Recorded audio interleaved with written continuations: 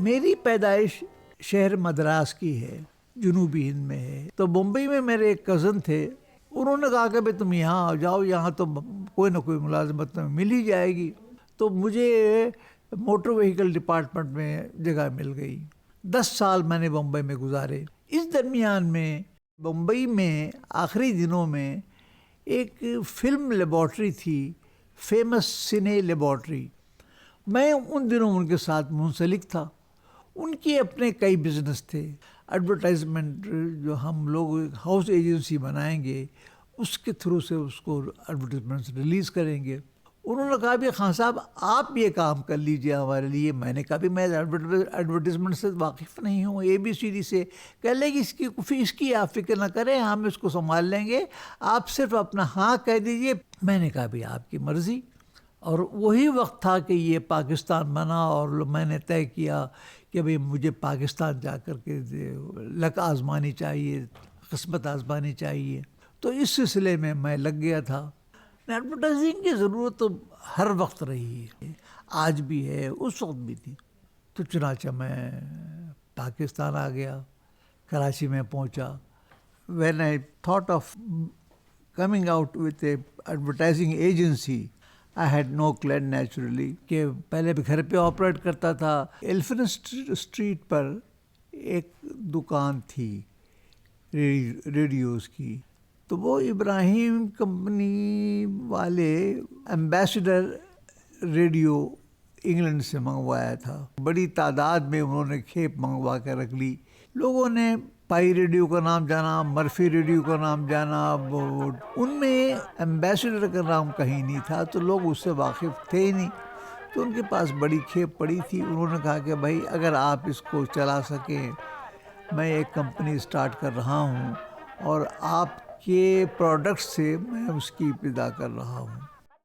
طے یہ ہوا کہ میں ہر ہفتہ ایک ایڈورٹائزمنٹ ریلیز کروں گا ڈان میں، فرنٹ پیج پر، اور ساتھ ساتھ میں جنگ کے فرنٹ پیج پر اردو میں ریلیز کروں گا.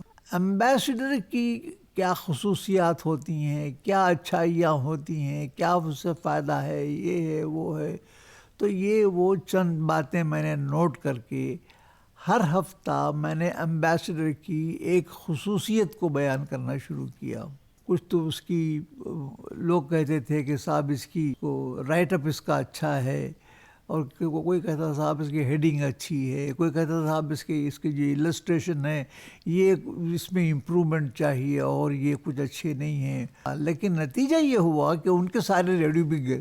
یعنی پاکستان بننے کے ایک سال بعد، یعنی 14 اگست 1948 کو ڈان میں میرا ایڈورٹائزمنٹ اس میں شائع ہوا. اب وہ دیکھ کر کے دوسرے لوگ جن کے ریڈیو بک رہے تھے وہ میرے پاس آنے لگے کہ صاحب ہمارا بھی آپ ایڈورٹائزمنٹ کیجیے تاکہ ہمارا مال جو ہے وہ زیادہ بکے.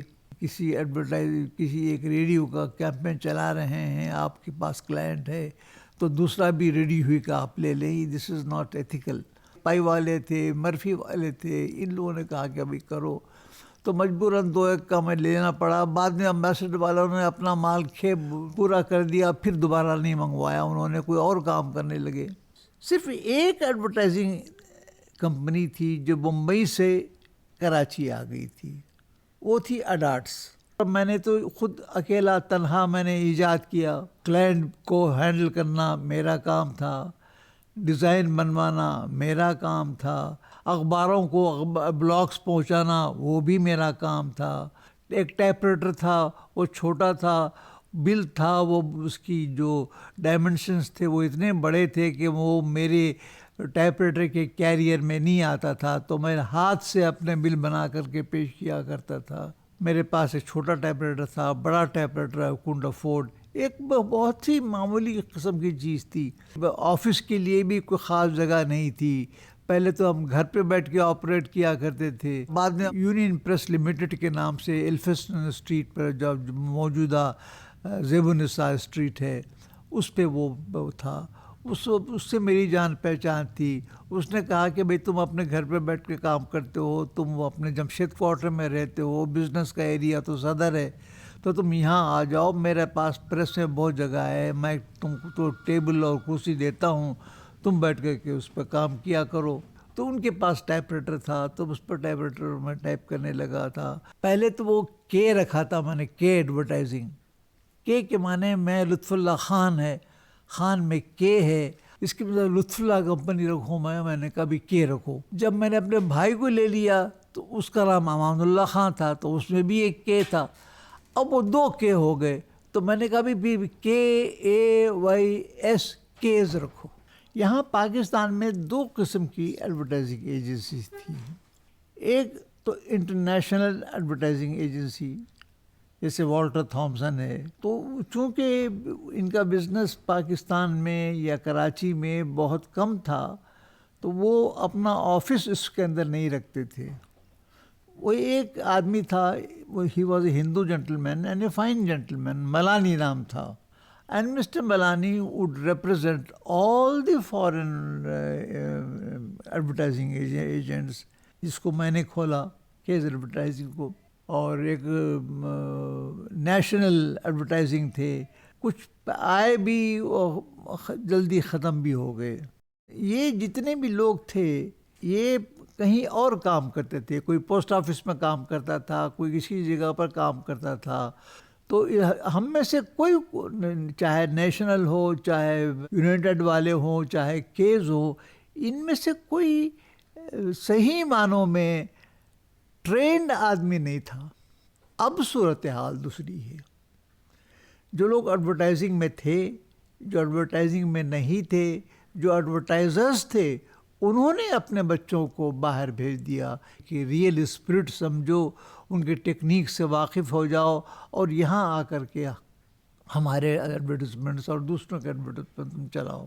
پھر ایک زمانہ آیا کہ ابھی کچھ حالات ٹھیک ہونے لگے, کچھ بزنس بڑھنے لگا, کچھ پیسہ آنے لگا, تو ہم نے سوچا کہ ابھی کب تک پریس کے اندر بیٹھ کر کے میں پرنٹنگ پریس میں بیٹھ کر کے آفس چلاؤں گا.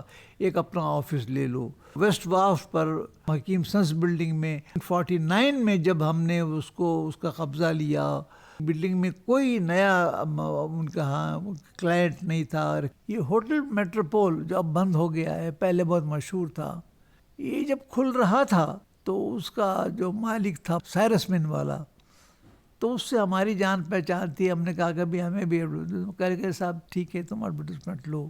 اس کی خوبی یہ تھی کہ اس کی اوپننگ اس وقت ہوئی جب کہ شہنشاہ ایران پاکستان میں آئے تھے.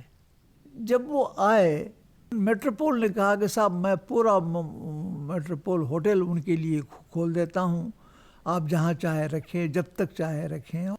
تو حکومت نے کہا کہ ٹھیک ہے تم ٹھہر جاؤ. تو اس وقت پر سائرسمین والوں نے کہا کہ اس کا ایک ایڈورٹیزمنٹ بناؤ. ہم نے ایک ایڈورٹیزمنٹ ایسا تیار کیا کہ ایک موتی ہے بڑا سا, ایک بڑی سیپ سی بنائی, اس کو کھلوایا, اور اس سیپ کے اندر ہوٹل میٹروپول کو ہم نے دکھایا.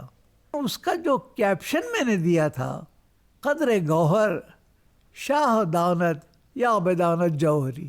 اگر ایک بار ایک شہنشاہ اس ہوٹل کو ٹھہرنے کا پسند کرتا ہے تو وہ صرف بادشاہ ہے یا جو ہیرے کو سمجھ سکتا ہے یا جوہری سمجھ سکتا ہے, تیسرا آدمی اسے سمجھ نہیں سکتا. کچھ ریڈیو پر جنگلز بنوائے ہیں, کچھ ٹی وی پر بھی کچھ ایڈورٹیزمنٹ ہم نے دیا ہے. ان دنوں یہاں APNS کا وجود ہی نہیں تھا. APNS ایک ایسی نان گورنمنٹل باڈی ہے اخبارات کی جو کہ اپوائنٹ کرتے ہیں کسی ایڈورٹائزنگ ایجنٹ کو کہ آیا یہ ایڈورٹائزنگ ایجنٹ اس قابل بھی ہے کہ ایڈورٹائزمنٹ پروکیور کر سکے. ہر آدمی کچھ نہ کچھ کر کے اخبارات کو دے کر کے 15% وصول کر لیا کرتا تھا. یہ ایسے ہی چلا رہے تھے اخبارات. اب اس کے بعد APNS فارم ہوئی تو انہوں نے ایک لسٹ نکالی کہ ہم اب قائم ہو گئے ہیں, اب جو بھی نیا ایڈورٹائزنگ کمپنی آئے گی وہ ہمارے ہاں پہلے رجسٹر ہوگی. 24 لوگوں کو انہوں نے ممبرشپ کا آتھرائز کیا تھا کہ یہ 24 لوگ جس میں فارن ایڈورٹائزنگ کمپنیز بھی ہیں اور کراچی کے لوکل پاکستان کے لوکل کمپنیز ہیں. کیس ایڈورٹائزنگ جو میری کمپنی کا نام تھا وہ پہلے نمبر پر رکھا گیا. میرا بھائی چھوٹا بھائی امان اللہ جو تھا وہ بہت اس میں اندر بڑا اس کی بڑی مدد حاصل تھی مجھے. انفیکٹ سچ بات تو یہ ہے کہ یہ کلائنٹ کو گھیر گھار کر کے لاتا تھا. زیادہ کانٹیکٹ مین جو تھا وہ میرا بھائی تھا. وہ بہت بیمار رہنے لگا, ڈائبٹک تھا وہ بھی, چنانچہ وہ جلدی مر گیا. تو کانٹیکٹ کی کمی کی وجہ سے میں نے کہا بھئی اب یہ بزنس تو میرے قابل چلانے کا نہیں رہا. میرے بھائی کا بیٹا بعد میں کمپنی میں وہ بھی داخل ہو گیا, وہ بھی چلاتا تھا, لیکن وہ بات نہیں ہو سکی جو اس کے باپ میں تھی. اور کچھ لوگ غیر مطمئن بھی ہونے لگے کہ سروس وہ نہیں دے رہے ہیں آپ جو پہلے دیا کرتے تھے. تو ہم نے کہا کہ اب یہ موقع ہے کہ ہم اس کو اپنے ہی ہاتھوں سے اس کو ختم کر دیں. چنانچہ ہم نے اس کو بند کر دیا.